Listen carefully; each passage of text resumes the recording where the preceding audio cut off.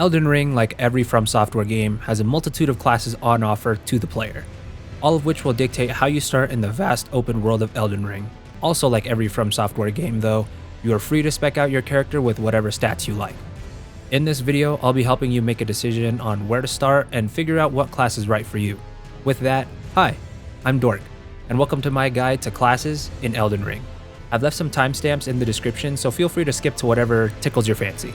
Now, before we jump into it, if you guys enjoyed this video and it was helpful to you, then be sure to leave a like and subscribe to my channel. I plan to make more content like this in the near future and wouldn't want you to miss out.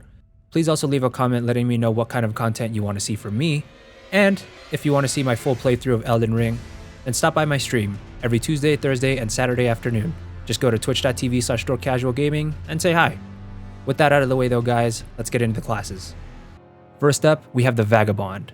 Now the Vagabond is going to be your basic cookie cutter knight class. They start the game with a straight sword, a halberd, and a decent shield, mainly used for guarding. All solid equipment that can help out veterans and beginners alike. This class being one of the most beginner friendly as it comes with items that will help to get you started in learning combat. Looking at the Vagabond stats, they have a pretty balanced spread, and if the playstyle suits you, be sure to split your focus on leveling vigor, endurance, strength, and dexterity. And if the knightly tank style is your thing, be sure to give Vagabond a try. Next up, we have the Warrior. The Warrior is going to be your quick attacking melee class, starting with the small parrying shield and 2 scimitars allowing you to dual wield. Now, although this sounds really cool, this class is also geared more towards intermediate and advanced players, so I would not recommend it to beginners. This is because the Warrior has little in terms of defense and relies more on aggression. Stat-wise, the Warrior mainly focuses on vigor, endurance, as well as dexterity, and slightly on strength. But if a quick attacking glass cannon playstyle suits you, be sure to pick up the Warrior. Now moving on to the Hero. The Hero is going to be your more hard-hitting melee class. They start the game off with a battle axe and a pretty decent shield, mainly used for guarding as well. They're like the Vagabond but are much more agile due to their lighter equipment. This class, like the Warrior though, is not very suited to beginners as they also require a bit more of an aggressive playstyle. Looking at their stats, we see that they follow along the lines of Vagabond and Warrior, but are a bit more specialized to the strength stat rather than dexterity. If you're the type that likes to run around with some big weapons, dealing some big damage, then this class is for you. Now we have the Bandit. This is going to be your thief or rogue-esque class. They start the game with a knife, a parrying buckler, a short bow, and some arrows. Now although this equipment sounds good, I would not recommend this class to beginners as their equipment will be difficult to use against bosses. They're squishy and are going to be more reliant on critical hits and parries to dish out big damage. For stats, they share the same focus as the Warrior, but with an even greater focus on dexterity and adding the use of arcane as it increases item discovery. If you're looking for a bit of a challenge and willing to learn how to parry, then the Bandit is definitely for you. Now we have the 2 caster classes, starting with the Astrologer. The Astrologer is going to be your basic mage class, starting with a small shield, a short sword just in case you have to melee, a basic staff for casting, and 2 ranged attack sorceries, Glintstone Pebble for more single target, and Glintstone Arc for more multi-target. This class is going to be the squishiest out of all of the classes, and although more beginner friendly than the Bandit and the Hero, I still wouldn't recommend this class to those who are just picking up the game for the first time. Reason being that if any enemy can close the distance, you have very little in terms of defense. If we're looking at stats, then we see that they don't have much invested into vigor, more into mind and endurance. If this is the class you go with, be sure to add some points into vigor while focusing on mind and intelligence for damage. Overall, if you want to play a pure magic sorcerer class, Astrologer is going to suit you pretty well. The other casting class is Prophet. The Prophet is a saint or a priest sort of class. They start the game with a spear, a crappy shield, and a finger seal in order to cast incantations, also coming with a healing spell and a catch fire spell, which honestly isn't that great.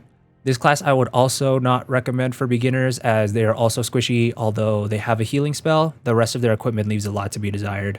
Going over their stats, they are similar to the Astrologer but focus more on faith rather than intelligence. If you end up going with this class, be sure to spec into vigor and mind, and dumping points into faith to cast more incantations.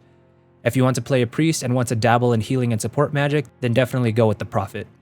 The next class, as well as the class that I picked, is the Samurai. The Samurai is another melee class like the Vagabond, but Asian. They start the game off with some really good equipment as well in the Uchi Katana, an okay parrying shield, a longbow, and 2 types of arrows. Their equipment is arguably the best when compared to other classes, as the Uchigatana is a quick weapon that can also cause bleed to build up in the enemies, allowing for big burst damage when procced, and a longbow and arrows for some ranged combat. Looking at the samurai stats, we see pretty even distribution across the board, but if you choose this playstyle, I would recommend splitting your focus between vigor, endurance, strength, and dexterity, kinda like the Vagabond. Overall, I believe that the samurai is one of, if not the best choice for beginners, purely due to their equipment being so good. If that sounds appealing to you, definitely go for the samurai, especially if you're Asian. Now we have the two hybrid classes. First, we look at the prisoner. The prisoner is going to be your magic swordsman class. They start the game off with an S-stock, which is a rapier, a small parrying shield, a staff to cast sorceries, as well as the magic glint blade sorcery. Their equipment focuses on speed and magic, and is going to be your more beginner-friendly astrologer, as it comes with a decent weapon to defend yourself with.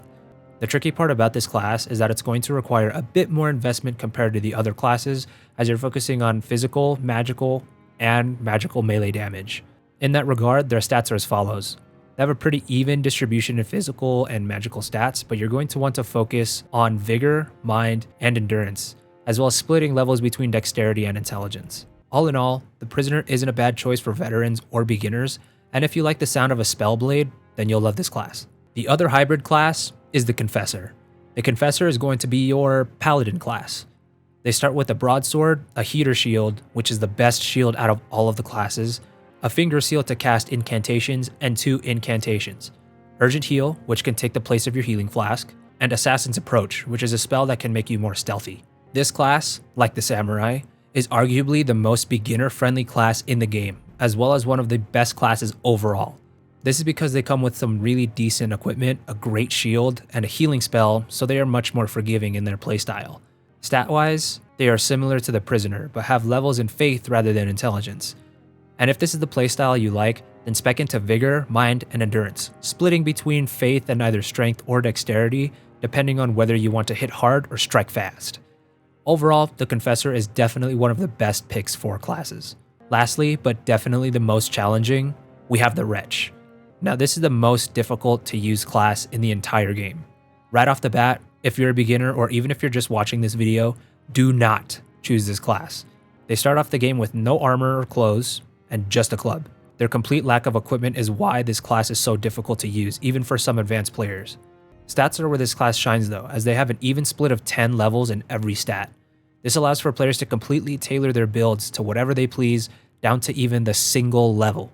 Wretch is definitely the hardest class to use in the game, and if you choose it, you're either very skilled, very brave, or very stupid. Moving on to the keepsakes, or the starting items up for grabs. Up front, if you're a beginner, and even for the majority of the player base, choose the Golden Seed.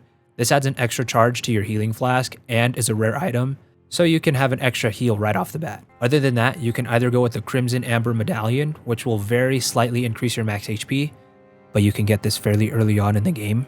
Or if you're more of an advanced player and looking for a challenge, go with the Stone's Word Key. This will allow you to access harder dungeons that have some pretty good rewards, though it's not recommended for beginners. Now, before finishing this video, I would personally recommend the following classes for beginners. For a focus on melee, go with the Vagabond. For sorcery, go with the Prisoner. For incantations and complete beginners, go for Confessor. And in general, go with the Samurai. But that's going to do it for this one, guys. If you found this video helpful, be sure to like, share, and subscribe so you don't miss more videos like this. Also, comment what else you'd like to see from me. And if you're interested in my full playthrough of Elden Ring, then check me out at twitch.tv/DorkCasualGaming.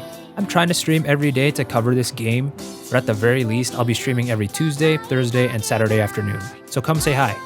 With that though, guys, I'll see you in the next one. Peace out.